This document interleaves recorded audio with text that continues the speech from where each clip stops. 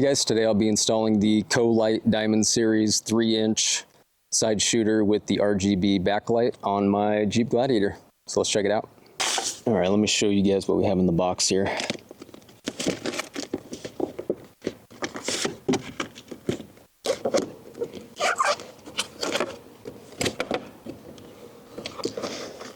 little decal.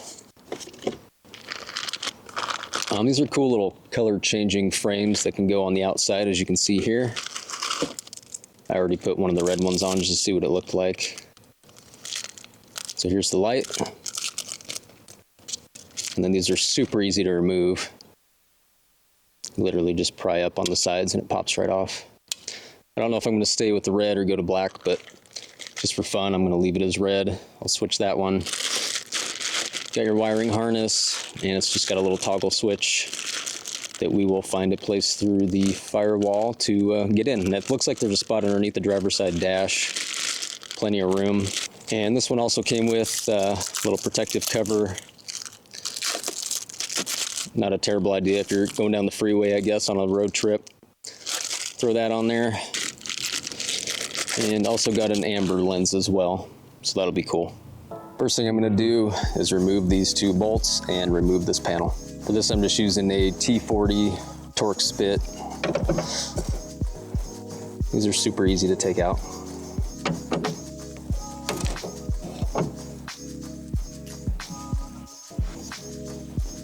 And I forgot, you got to grab these top bolts as well.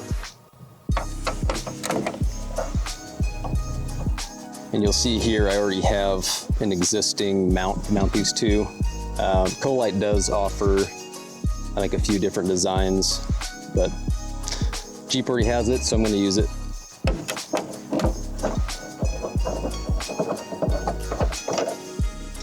I believe this should just pop right out, like so. All right, so here's what it looks like without the panel. And here's a better look at the mount that I already have. I'll be using that one. And it's hard to see right now, but there is a hole that gives you access under the hood there. But first I'm going to mount the lights, and then I'll open the hood and then run the wire through. So what I'm gonna do first is, this bolt's pretty long. It's gonna be hard to get the nut on there. So what I'm gonna do is I'm gonna remove the bracket, and the kit does come with the tools. If you don't happen to have those, it does come with the little Allen keys and everything. I'm gonna remove the bracket, install the bracket, and then I'm gonna install the light.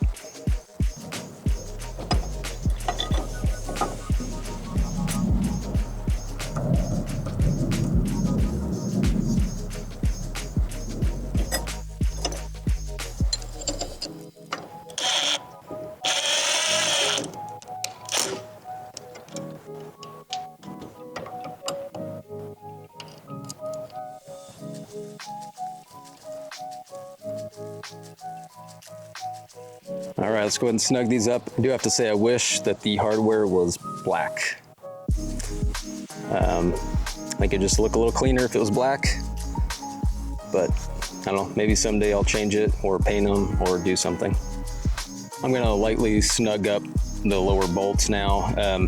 When you drive it, I guess it may kind of tell you a little bit if you want to angle it higher or lower. I'm gonna try to keep it from bouncing off the hood, so up a little bit higher, but not in the trees either. Just got to find that sweet spot. And then at the end, after I get the wiring plugged in and everything, I will snug down the bracket. I'm gonna go throw the other one on real quick, and then we'll pop the hood and run the wiring. Just want to give you a good look at the light itself. You can see the main spot bulbs in the front, and then this is actually like a daytime running light. This should light up around the outside. That's the back light, the background light. And then these are the little side shooter LEDs.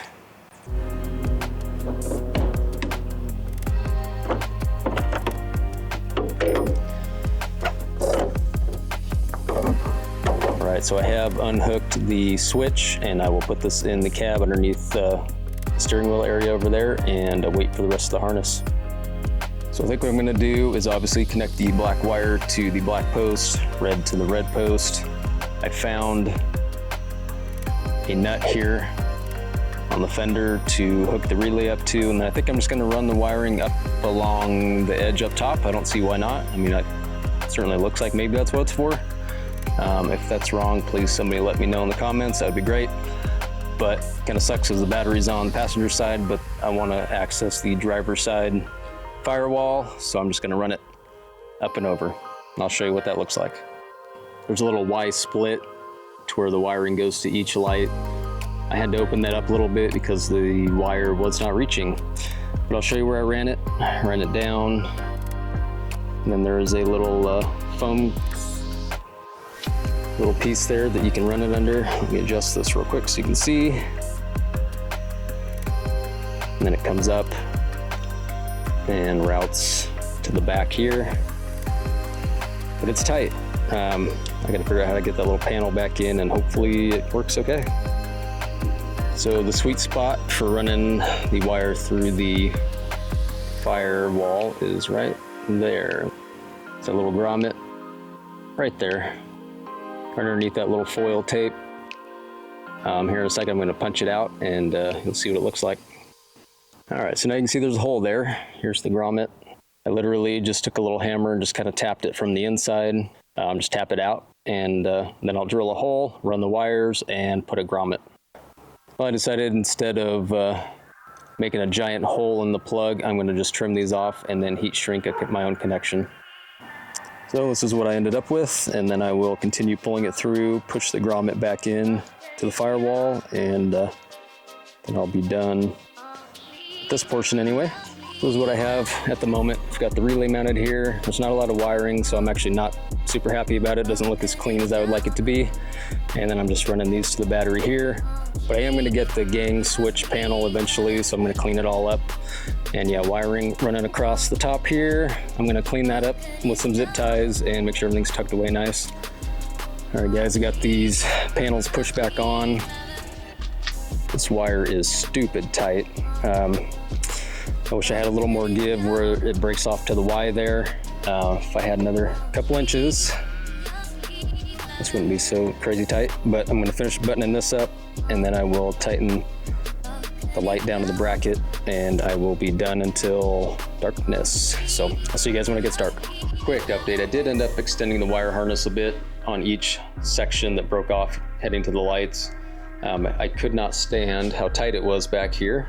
It was just super tight right here, so I was able to get some slack and mount it a little bit differently so it's not stuck in the groove here. The bolts that were given were too long, so this light actually wouldn't rotate down far enough. It would bottom out on the bolt, so I ended up switching out the bolts, and now it's solid and I've got more slack, so I think I'm good to go. Let me show you where I put the switch real quick. All right, so this is where I was able to mount the switch on the smooth surface. The adhesive on the back of this would not stick to the textured surface. So just below the gear shifter, it's smooth and it seems to be holding up. So it's not bad, not a bad spot. Let's check it out.